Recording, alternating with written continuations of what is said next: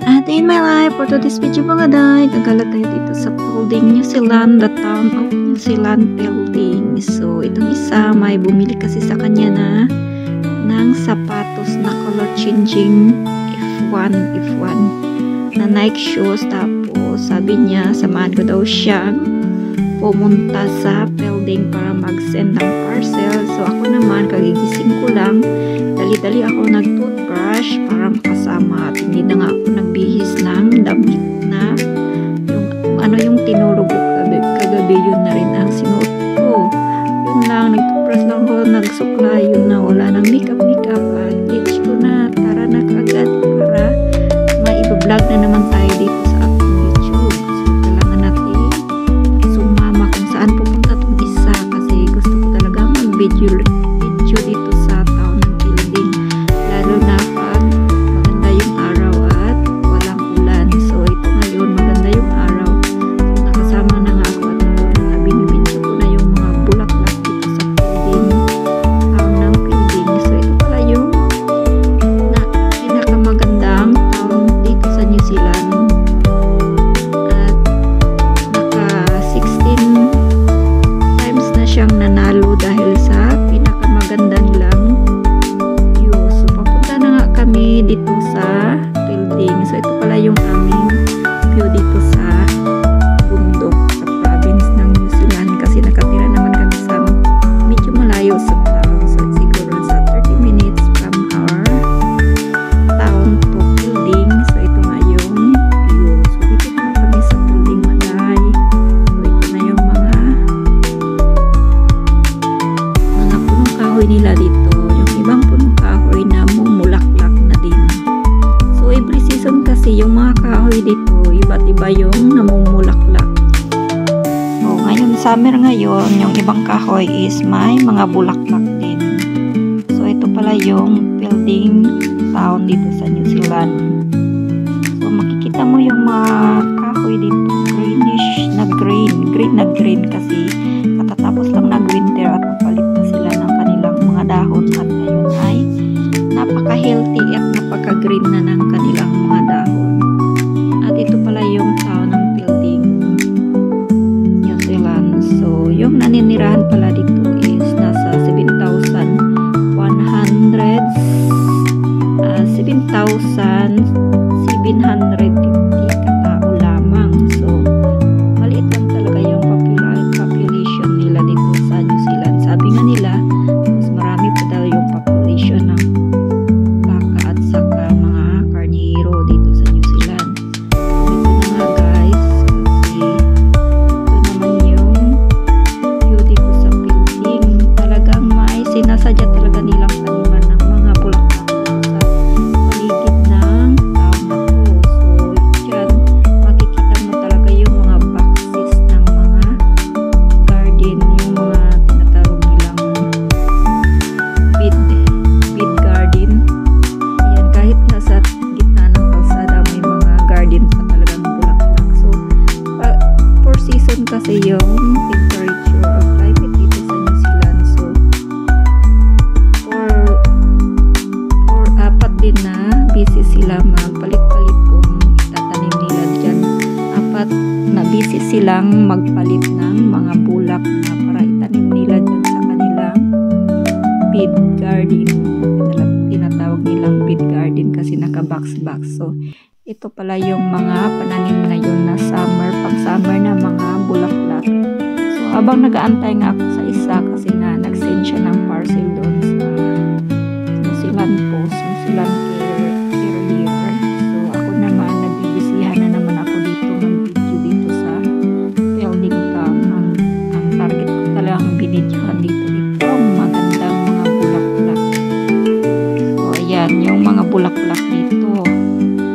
Yan talaga yung gustong-gusto ko na mga bulaklak dito. Napaka-cute at napaka-attractive talaga ng mga kulay nila kasi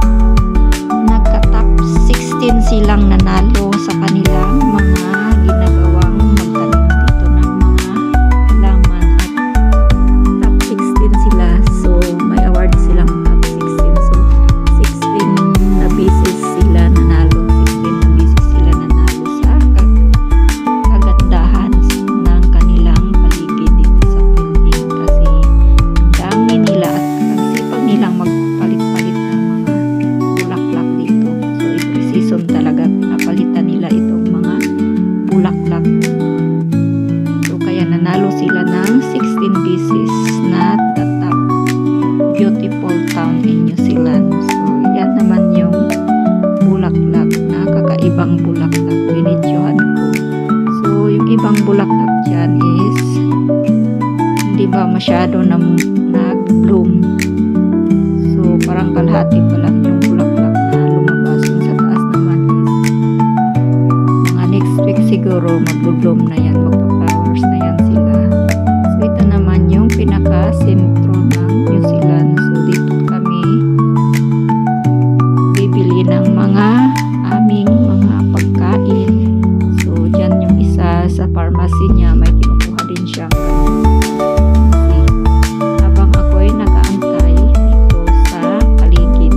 Ako ang nagbibisihan dito sa paligid. Talagang binibidyo ko talaga yung bawat view dito sa building. Kasi ang ganda ng mga bulaklak nila dito, napaka-cute. Kung noon ay sa TV ko lang napapanood tong mga bulaklak na to, so ngayon napanood ko na talaga sila in personal. So maliit lang pala yung population dito sa building. Nasa 7,750 lang yung population, kaya hindi masyadong matao yung town nila dito. Bihira ka lang makita ng mga tao dito na naglalakad kasi may kanya-kanya silang sariling car. So yung bus din dito sa New Zealand, so dalawang beses lang, morning at saka hapon. So yung mga sinusundo lang ng bus is yung mga estudyante. Kaya kailangan mo talagang may sasakyan ka dito at pupunta ka at gumala ka dito kasi wala talagang bus na available all the time. So ito pala yung mga flowers dito na ang cute nila. Ang kaganda talaga ng mga flowers dito. So yung mga sa front ng mga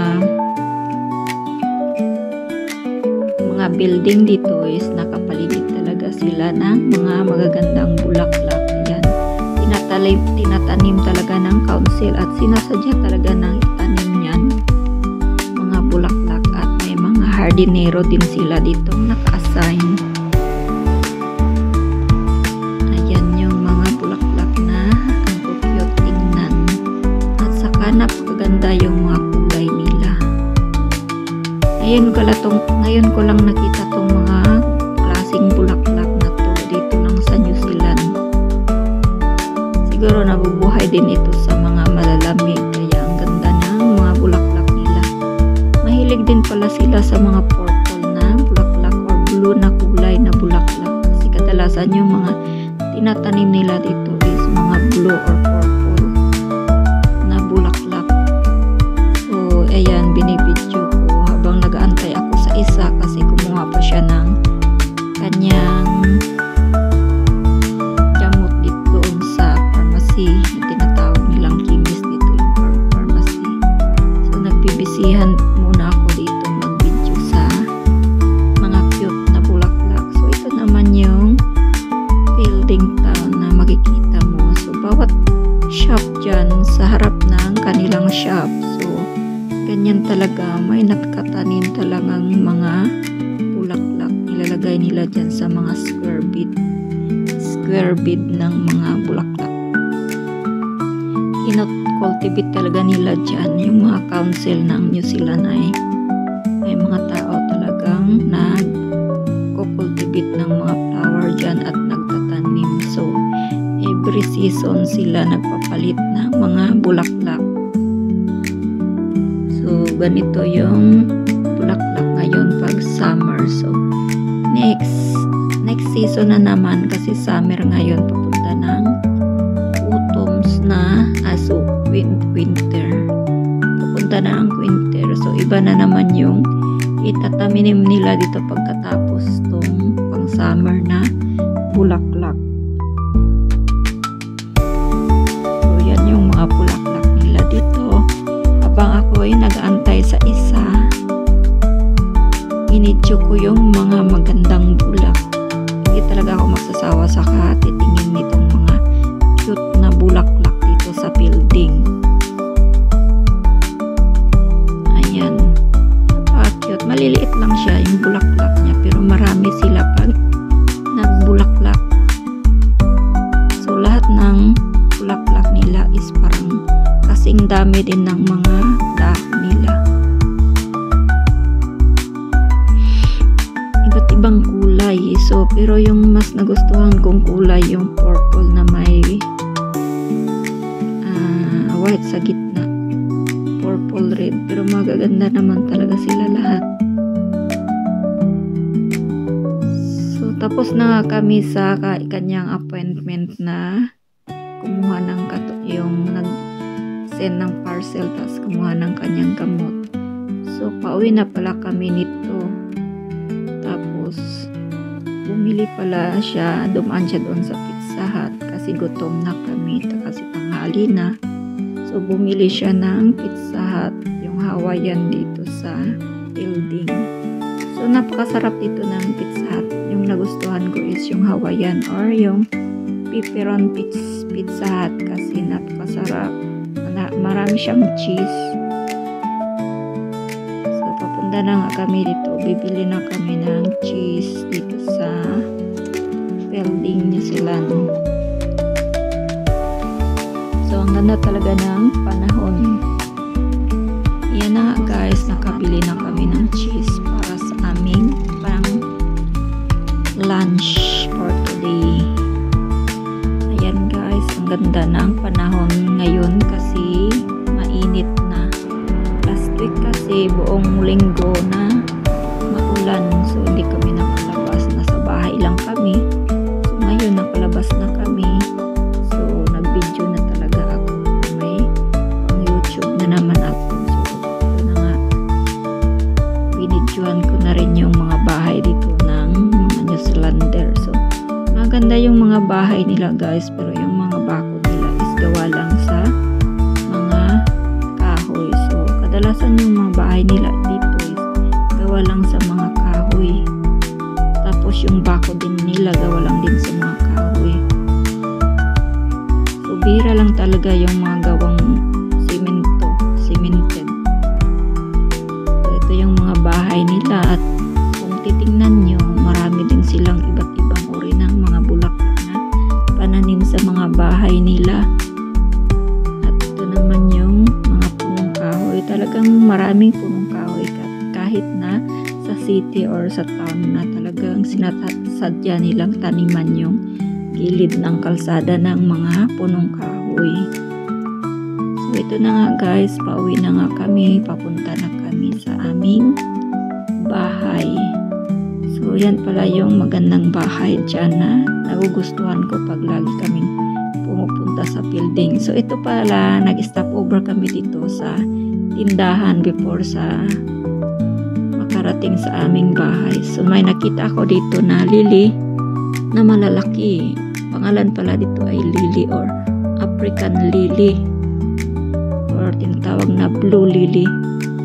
So ito pala yung lagi kong makikita sa bawat gilid ng kalsada. So sabi ko sa partner ko habang bumili siya doon ng rubbish bin sa tindahan, sabi ko pumunta muna ako dito at mag-video ako dito sa napakagandang bulaklak. So ito pala yung tinatawag na African lily. Kasi kung tingnan nyo naman, napakatangkad ng bulaklak na ito. So yung bulaklak niya, isang bulaklak niya siguro parang kalaki ng mukha ko. Parang kasing laki ng mukha ko yung kanyang isang bulaklak. Tingnan nyo naman guys. So may dalawang kulay pala niyan, isang purple o tinatawag nilang blue at isang kulay puti. So pauwi na pala kami sa aming bukid. So nakatira naman kami sa aming bukid sa Kimbleton.